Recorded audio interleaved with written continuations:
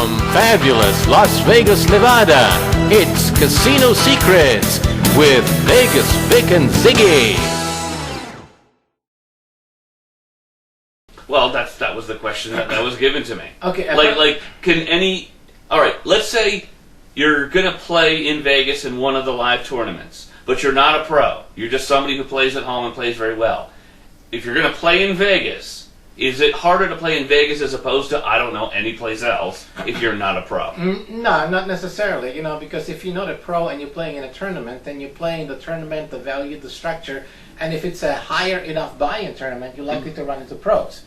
If you're playing in one of the weekly tournaments in Las Vegas and you're buying for $40 and the tournament lasts 3 hours, it's unlikely you're going to see a top professional in there to try to win a jackpot, the end prize, which is like $1,000. So it all depends. It's not the location, it's the game. It's the game itself, Okay. because if you go to a tournament where the buy-in is, say, $5,000, and the top prize is $300,000, then you're likely to attract pros. And so then you'll be playing against pros and it'll be harder to win.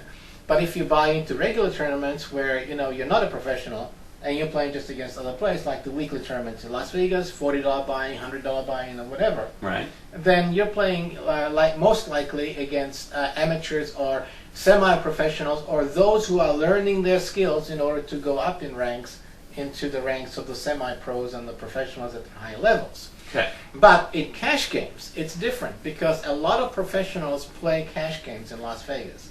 And they play cash games for a living.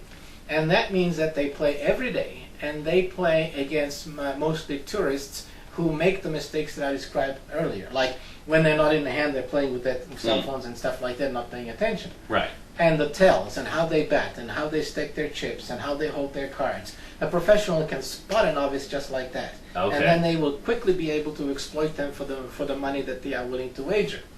So in cash games, when you go to play in any casino, any poker game, regardless of whether it's in Las Vegas, again, depending on the value, you are more than likely to run into at least one professional or maybe some semi-professionals who really do this either as a living or to supplement their income, or if not, then they are much more knowledgeable than a casual player might be.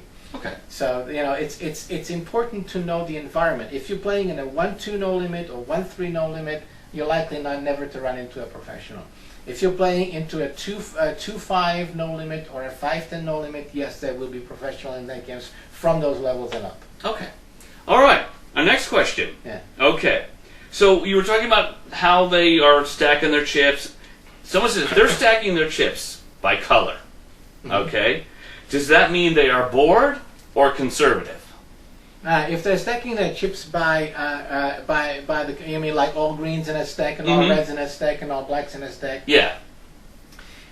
Well, you have to remember that if you're playing in a tournament, it is a rule of the tournament that the high value chips must be stacked together and that they must be visible. You can't hide them.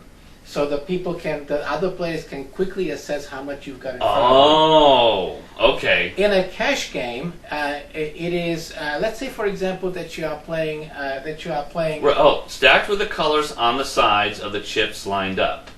stacks on the side. Well, that's okay. You mean like all blacks here and all greens over here and all reds over here? I assume that's what you mean.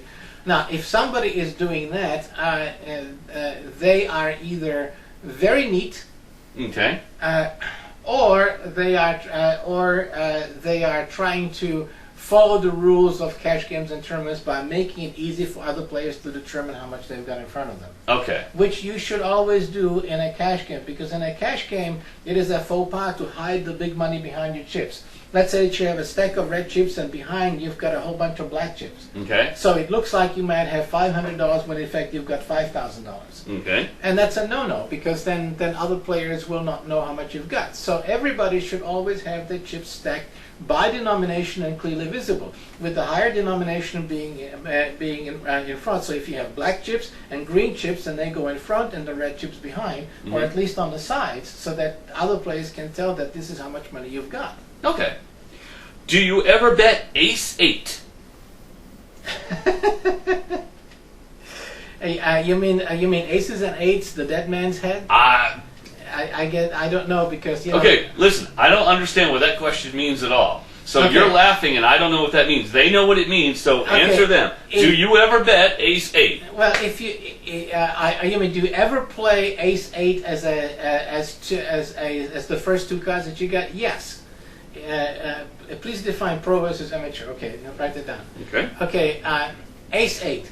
Ace 8 suited is not a bad hand unless you're playing a tournament. And then you have to decide whether or not it's in a late position and what happens in which stage of the tournament you are in. Ace 8 is ace small card, which is whether it's ace 8, or it's ace 7, 6, or any of the other cards, which we call basically, ace small. Those are always very touchy hand because if you play ace 8 and somebody comes in there with an ace 9 and a 9 plays, then you wind up losing. Okay. So if you're going to play ace small, then you should usually play it when it's suited. You should usually play it when it's late position or when you're in the force blind and nobody raises. Or you can also play it when you are paying careful attention to what other players are playing, and you have noticed that some players or some player against whom you are playing perhaps there's a penchant for playing things like king 10, where your ace 8 or ace 9 would be a better hand. Okay. So it all again depends on how you are able to gauge your other players. Overall, the simplest answer is ace 8 suited, yes, maybe. Usually not, especially in early or middle positions. Okay. And somebody said, what? I'm going to skip one question and ask this one. What is a dead man's hand? Oh, dead man's hand. Aces and 8s. Wild Bill Hickok was shot at the number 10 saloon in Deadwood, South Dakota, I think, right? And when he was killed, he was holding the 5-card draw hand of aces and 8s. That's 2 aces and 2 8s. Mm-hmm. And because that was the hand that he was holding when he was shot dead, it became known as the dead man's hand. Wait, you said 2 aces and 2 8s. Yeah. What's the 5th card? Well, I'll get to that in a minute. Ever since then, there has been a debate as to what was the 5th card. Now, at the time when he was shot, the local newspaper printed that it was the 10 of diamonds. Mm-hmm. However, over the years, it has become more likely that the card was the Queen of Spades. And the reason why, particularly, I think that it was the Queen of Spades is because shortly after he was killed, there was a game developed called the Black Bitch. Okay. Now we know that today it's politically incorrect to refer to that in what could be considered racist terminology. Right. And I do not condone it, but we're talking about a historical perspective. Okay. And it was called, the game was particularly played in places like Australia, where I myself played it. Mm-hmm. And it's a game where the Queen of Spades, called the Black Bitch, was dealt as part of your card hand, and the objective of the game was that you had to select some cards and give them to the player on your right, and then be able to draw additional cards from the deck to replace them. Okay. And the person who wound up in the end with the Queen of Spades, the Black Bitch, wound up losing no matter what hand they had. Oh.